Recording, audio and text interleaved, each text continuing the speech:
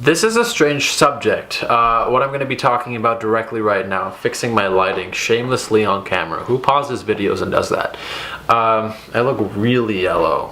Anyway, this video is a different topic. I don't hear many people talk about it, but working in business as somebody, like, I'm not an immigrant, I was born in Canada, but as somebody with a name Nader Najad, I've had some business relationships that weren't the most professional, and I want to warn you of them when you come to Canada and you're starting your own business. So I'm kind of confused about what I'm going to call this video, but it comes down to one tip, and I'm going to get there. Now, when you come to Canada, for first-time business owners, a lot of your clients, I don't know what you do, but if you do something long-term, like you do contract work, you do renovations, you do even something as simple as, like, not simple, but like as direct of a correspondence as you could really do, like duct cleaning or HVAC, like I'm gonna clean your house, I'm gonna do your air conditioning.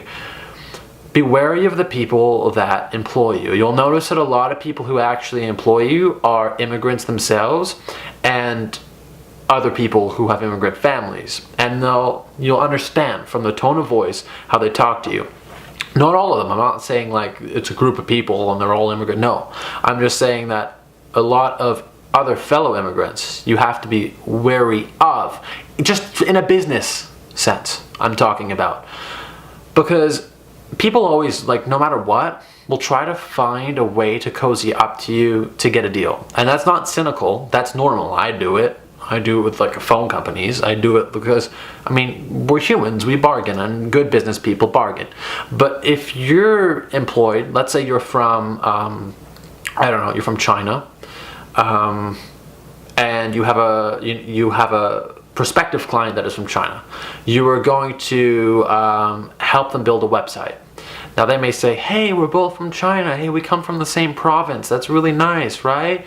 I noticed this in a lot of Middle Eastern cultures. They call you brother. They say, brother, oh, we're brothers. They say this again and again. If someone calls me brother, I'm never weary of it. But in a business situation, if someone repeatedly calls me brother, sometimes it's genuine, I don't think a thing of it. But like, someone's calling me brother and they're simultaneously asking me for bargains, raises a red flag.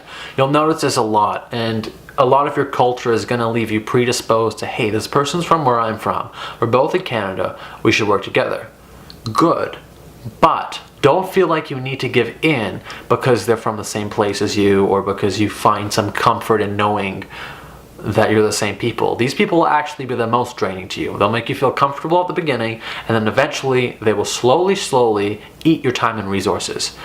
It sounds terrible, it's a little bit cynical, but from a business perspective, the people you have to be wary of launching your own business in Canada, and you have to be wary of a whole bunch of people, but I'm just telling you this because this is what a lot of immigrants I've noticed tend to gravitate to. And I've spoken to, I don't own a very large business, straight up. My business is not very large, we're not very powerful, we're not like, we're doing great things and we're growing steadily, but we're not massive.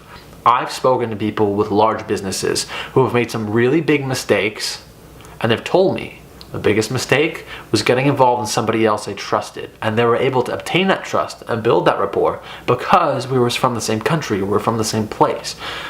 You can be wary of anybody. It is not going to be another immigrant. It's going to be like this guy that, I don't know, changes your contract around, says, I'll pay you double, I'll pay you a bonus if I don't have to pay you in the first 20 days, and he never pays you. Stuff like that. Or people who say, I'm going to reimburse you for materials later. You realize you barely broke even after buying the materials, and you weren't reimbursed at all, and your cost to get that, you lose money on your contract. Stuff like that. But what I'm really going to recommend you do is don't initially, when you're launching a business in Canada, especially if you're service-based, do anything you can to accommodate other people who are like you just because you feel comfortable with them. It's like, it's in our human nature, and they're not bad people, you're not a bad person, but it's something that's like, it just inherently happens, and these people try to get more from you because they for some reason feel like they're entitled to the favor. Hey, we're the same people, we're from the same place, I'm entitled to a favor, I promise. No, not even that they're going to pay it back to you, but they think they're doing you a favor by paying you anything. So that's what I recommend. You really like keep that relationship professional, even if it's not a cultural thing. Do you know, have somewhat colder business relationships? I like to be warm with my clients, but I keep it professional for that reason. I'm somebody who, if I could, would bring play into work and just be best friends with everybody. I'm like that. But I've noticed that it is almost, so far in my experience, completely impossible if you buy into that mentality. So that's my advice for you as a first-time business owner moving to Canada. I know what you're going to gravitate to initially, because a lot of people do it. I know it's a good chance statistically that happens. So I just want to put that information out there so you can be wary of it. And then when this comes along, you can think back to this video and realize, wait a minute, Nader talked about this, and actually stop it, to give you more time for you and your family, for building that business up and settling in this country.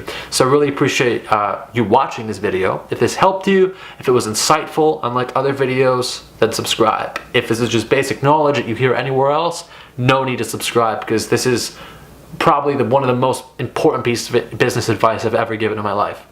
Thank you.